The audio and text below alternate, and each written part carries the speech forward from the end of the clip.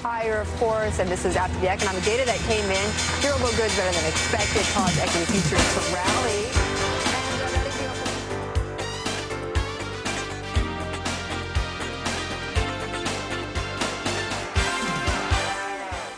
Hi, I'm Rob Skloff. Welcome to Wall Meets Main Street, that is. We're here today with Russ Hallisey. Russ is a kind of what we think would be more representative of some of the things that normal people are thinking about. I have a great deal of background in investing and having worked on Wall Street for 11 years. And we wanted to have a forum for discussion for political events and economic things and things that are, people hear about and read about, but they're not really quite sure what it means or really what it means to them.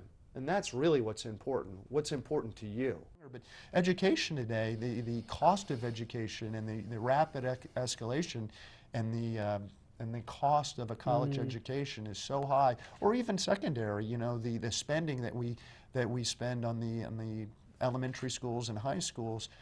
I mean, there's a significant problem there, and I'm not quite sure how to solve it, but I'm curious what your thoughts are. Well, from my perspective, I graduated from college in '74, so when I went to school in '70 or '74, the cost of education for me was about $4,000 room and board. So I could work a summer, earn 25% of my own. My dad would kick in 25%, and we took a 50% loan of, $2,000. What kid today can go out and earn 25% of their college education in a summer? Right. So even say at your local state school, maybe that's what, 25 or 30,000? Not to mention even a private school. But if that's the case, you're talking about $8 grand, $7,500. Yeah. That's a significant amount of money. Yeah. So the cost of that, and I don't know if the federal government with its contributions to colleges is the right answer. If it's the answer to solve everything. I don't know if colleges can try to reduce their costs at all. I think that's the way. I think the reducing cost for schools, for everyone, really, if you think about it. I mean, I was talking to a client a couple of weeks ago about kind of how we got into this state of affairs. And it seems to me that, let's roll back 25 years ago, and someone was given a credit card with $25,000 of borrowing capacity, of your credit limit. And they borrowed $1,000 a year, and they just paid off the minimum interest that was due just to keep them at that $1,000 level. And they did the same thing for every year for 25 consecutive years. We're now sitting 25 years later, and someone has no more borrowing capability. They're at $24,999, and that's almost where, we're describing the schools, that's where the government is. Essentially, that's where individuals are. We're at this massive delevering, and we have to reduce our spending. And that's, kind of brings us to some of the bigger topics that are going on today with economics of, when we hear about Europe, for instance. Europe seems to be in the news a great deal more than company-specific events and news. We've heard about the pig countries. I'm not sure that's necessarily the nicest term, but as it stands for the acronym, you've got Portugal and Italy and sometimes Ireland and Greece and Spain. And what really has happened is these countries have spent, and they have, their programs, and they're just not bringing enough revenue in to be able to sustain that level of spending, very similar to the credit card example that I was giving. And that's one of the things that I wonder what the normal person's thinking about when they hear about Greece or Italy. Yeah, hearing that a country is just becoming insolvent. Right. And then hearing that the United States was, when the Congress was fighting over the budgets, the deficit and all that, and how our credit rating was affected. Right. And so, yeah, we sit back and we go, how does that affect me? I can understand when something happens back at home in Medfield or Massachusetts or the United States, but how do these foreign country economies really affect me. Right, right. Well, because isn't that what's really important? Yeah. You know, people want to know what's going on in the world, but they really care about how That's it right. affects their way of life and their Absolutely. standard of living. Well, I mean, if you think about it, what I think the major concern is, it's not necessarily Greece. Last summer, all we heard about was Greece, Greece. I mean, you couldn't avoid it. Well, the truth of the matter is Greece is a very small country, but I think what it stands for. And the fear is that if they default on their debts, and then, you know, there's an effect, a domino effect, if you will, that maybe Italy does. Spain, you know, you kind of keep moving through the list. Spain, for instance, you know, we were just talking about our unemployment in this country. I read over this past weekend, for kids, for anyone under 25 years old, the unemployment is 48% in Spain. For those that are over 25, it's still 23%, which is, I mean, when you don't have a whole country working, it's terrible. Yeah. And, you know, part of the problem, there are many issues relating to the problem, but part of the problem is that companies are very leery to hire, because if, you know, if they start to see a glimmer of hope and business starts to get better, but then it turns, because things don't always move in a straight fashion, they can't lay off people without very high costs. So they're very, you know, fearful to hire new people until we get it all clear, and it doesn't always work that way. So what I think the bigger fear is that the United States could turn into one of these countries. And that's the real fear, is just really trying to get a hold of your spending. Because the truth of the matter is that there's only so much that taxes, almost so much revenue that taxes are going to generate. Even if we tax the, you know, the really rich at a very high rate. The bottom line is that while we do need to increase our taxes to some degree, we really have to get a handle on our spending. And that's kind of why we hear so much about Greece and Italy and you name it, these countries. I'm wondering, you know, so the countries over there that go under have to be bailed out Right. by somebody. Well, how does that affect the United States if this large power out there, the banking institution out there, bails out those countries? Less money for the United States? Does it? How does, Well, you know, how does it affect us back so home? much of these bailouts what happened is banks, in this case mostly European banks, although some United States banks as well, invested in the debt of these countries, essentially to finance their overspending. And what's going on right now is they can't come to an agreement on how much that debt should be discounted, how much they should cut it down to, and they're going to have to cut back. I mean, it's just either they default completely, or investors take 30 or 40 or 50 cents on the dollar, which is much better than zero, right, when an investment doesn't work. I think what's very interesting is that one of the points you made is, you know, in this country, how does it affect this country? Well, so much of the fear, we had our, you know, when Congress couldn't come to an agreement this summer, you know, constant bickering and no one wanting to work together, and blame residing on both sides, you know, really. One of the credit rating agencies downgraded the debt of the United States of America, which had never happened. You know, it's unprecedented.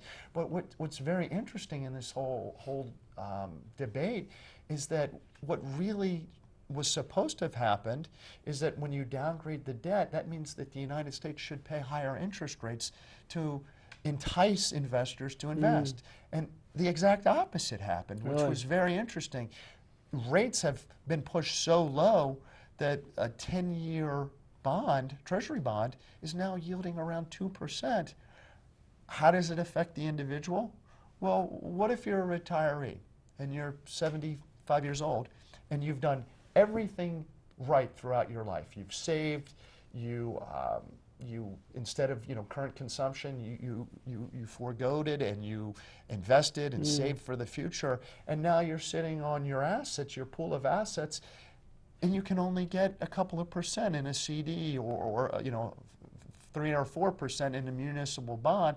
Well, that really has a tremendous effect, because maybe in your planning from, you know, 10 or 15 years ago, you were hoping for or planning on a 4.5%, 5% return, when now blended, you're getting a, you know, 2% or 2.5% return. Well, that's half. that means that your income has been cut in half from where you expected it to be. Well, that's very problematic, especially when you think about inflation. I mean, what's interesting is, you know, we hear about inflation being very low, but when you buy something, are things going up in price? I mean, yeah. I mean, what's interesting is we're now at the end of January of 2012. A month ago, gasoline was 10% less expensive. 10% in a month. And what I find very interesting with inflation is that the way the government calculates inflation is very skewed the way you and I think of inflation. I mean, think about it. Almost everything you buy is more expensive than it was a year or two, or, you know, you name it, ago. But what the government does is they factor in things like flat screen televisions or computers. And very candidly, the prices do come down. They do come down. And you get a much better computer or television than you did 5 years ago. Sure. The way I look at it, though, is unless you're consuming a new television or a new computer or some other electronic every 6 months, which I'm not, I don't think most people are, then you're not really seeing the declines in those prices. What you're seeing is everything we buy more expensive, food escalating through the roof, energy, you know, heating oil, which affects people dramatically. And those are the basic necessities. The basic necessities. I mean, you can't get around it. I mean, you live in New England, you have to have heat in your home or you're going to be in very serious straits. So when the government doesn't really talk about inflation the way we think about inflation, for instance, if a coffee pot, you know, 10 years ago, a coffee pot essentially had an on-off button, and you made a cup of coffee or a pot of coffee that, I don't know, what is that, 8 or 10 cups of coffee? Sure. And today, the same coffee, Mr. Coffee, for instance, it'll have a timer on it. It'll have a clock on it. You can produce a single cup or, you know, a pot of coffee that'll be 8 or 10. And while the price may have gone up from, say, $16.99 to $21.99, and that's 30% over a 10-year period, which is about 2.6, 2.7%. Well, the fact of the matter is that the government doesn't count it at that 2% or 2.7% rate. They decrease it because it has more value to the end user. Well, the bottom line is your cup of coffee is more than it was. So I don't necessarily think the government gives us the full picture. And, you know, we talked about the debt ceiling. You know, we heard a lot about the debt ceiling over the summer. What do you think about, I mean, did that make sense to you? Did you kind of get what was going on? I think I did.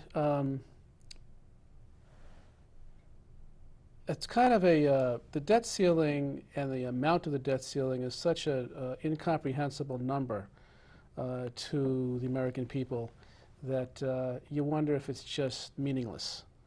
You know, 2 trillion, 4 trillion, I mean, what's the difference? So it's hard for us to appreciate what that difference really means. But it also, you know, I think you also have a basic philosophy too that you know, the common person, we have to balance our checkbooks, we have to balance our budgets. You know, why shouldn't the government also be in the same situation now? Over, you know, the 300 years, you know, it's happened, and can you ever retreat from what it has? So I think it's a very difficult concept for us to really come to grips with. I think you're right. What really, and then again, how does it affect our pocketbooks down the road? To us, it just seems like a problem with the government. Well, I mean, I think that's what we've kind of come back to a few different times in this discussion, is the kind of the government not being in the same wavelength with normal people. Because, like you said, if you know what your income is, and you know what your spending is, and you kind of have to keep them in line or you have issues. And I think if the government could kind of get its act together, and when I say this, I really mean both parties, the Democrats and the Republicans need to work together, because I think the problems have become so severe, and I think most people, many people, would agree with you. Why can't the government kind of run itself like an individual runs their home? And you know, the fact of the matter is there are. You know, I guess we have had one balanced budget. President Clinton had a balanced budget, and I think the only one in the last 40 years. But I think what we need to do is make steps toward bringing it more in alignment.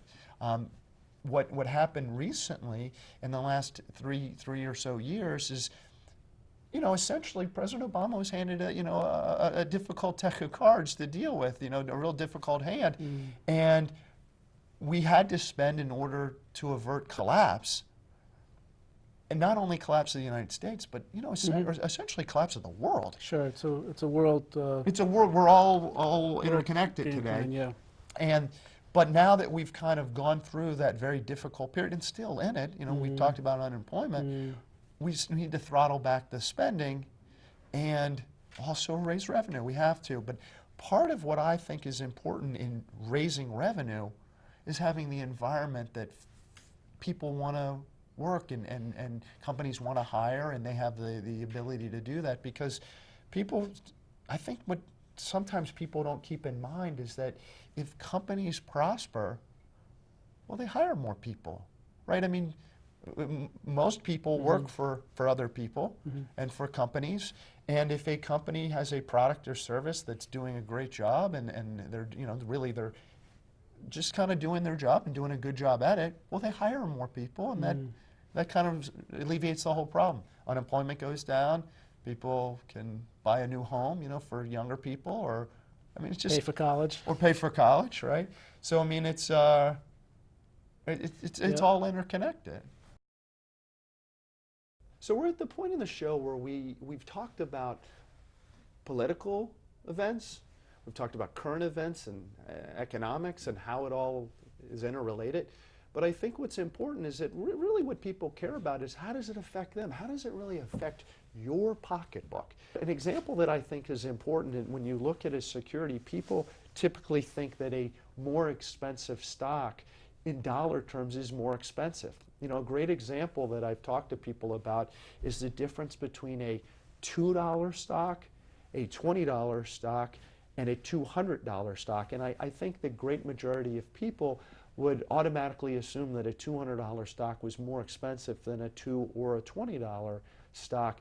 Well, the value, the dollar amount of a share of stock is essentially irrelevant until it's brought into comparison with its earnings and ultimately free cash flow.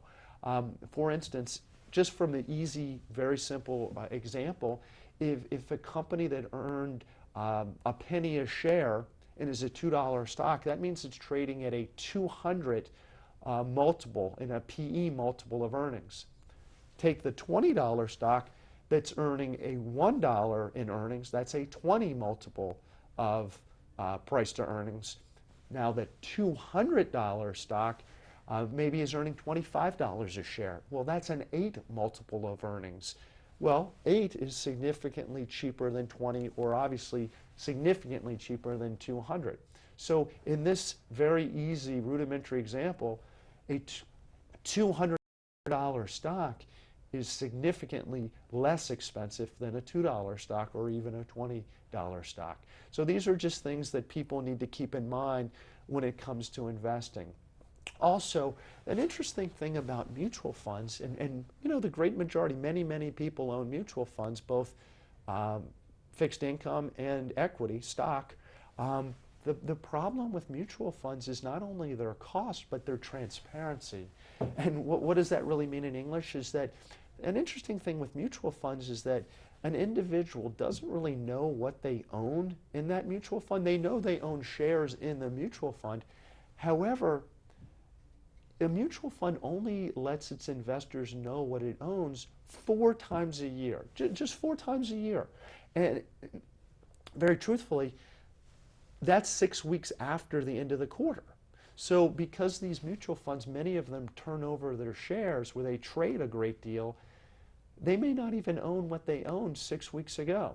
So we think that transparency is very important, especially in this post-Bernie Madoff, this maybe recurring financial crisis world. Transparency is critical, and that's something that mutual funds are lacking. Also, the problem with mutual funds is that the mutual fund, it doesn't change to the individual. Essentially, the individual conforms to the mutual fund.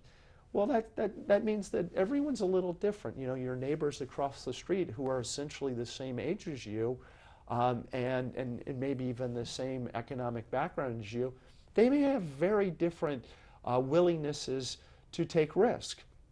Well, with the mutual fund, you essentially conform to the mutual fund. We think it's very important that an individual's investment portfolio conform to their needs and wants, which obviously is not available with a mutual fund or mutual fund investing. Another point is we've touched upon diversification in my opinion, the less than stellar job that mutual funds do. People also have to keep in mind that putting all of your eggs in any one basket is not a good thing. It can be an individual stock or bond. That putting all of your eggs in one basket is very adverse to your best to your well-being, to your financial well-being. Having all of your investments or all of your money in gold, for instance, or silver, or any commodity for that matter, is very, very risky. People don't realize that the underlying value of an ounce of gold today is about $600 an ounce.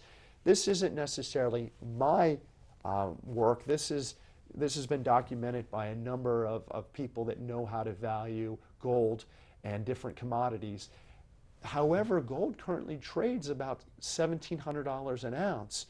Well, there's a huge difference between the $1,700 that it's currently trading at and the $600 of intrinsic value. The point is that I think that people that are putting all of their eggs in the gold basket are taking on a great deal more risk than they believe is even possible.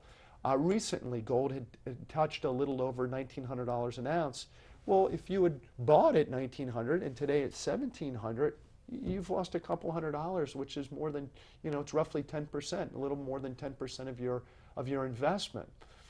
And that's in a very short period of time. The truth of the matter is that gold should be used as a hedge. It should be used as a hedge against inflation, or really a hedge against a weak dollar. The value of the dollar has declined dramatically. As we've talked about earlier in the show, the fact that the deficit and spending has gotten out of control, the value of the dollar has decreased dramatically, and that's why many people are taking a safe haven or investing in gold as a safe way to invest.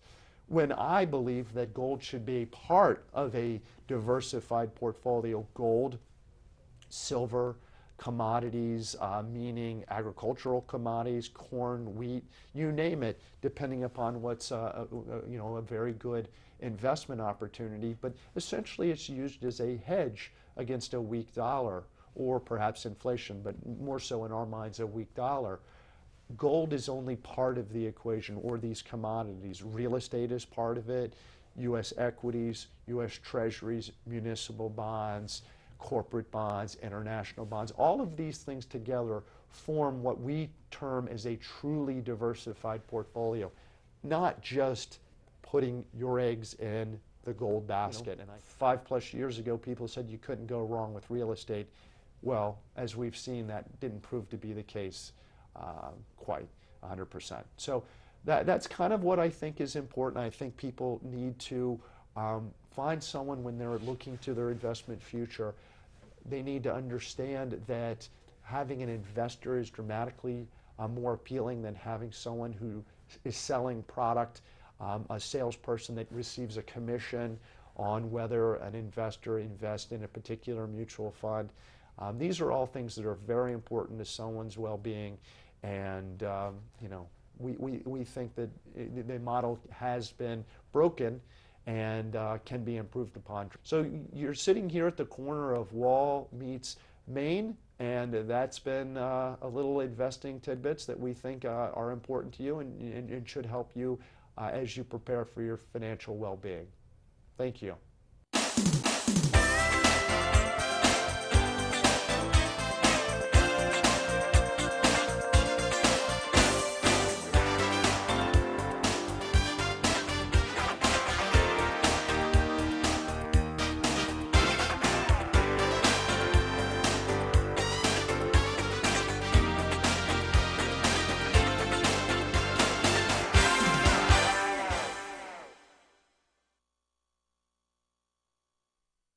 Production support provided by Medfield.tv. Access to our community.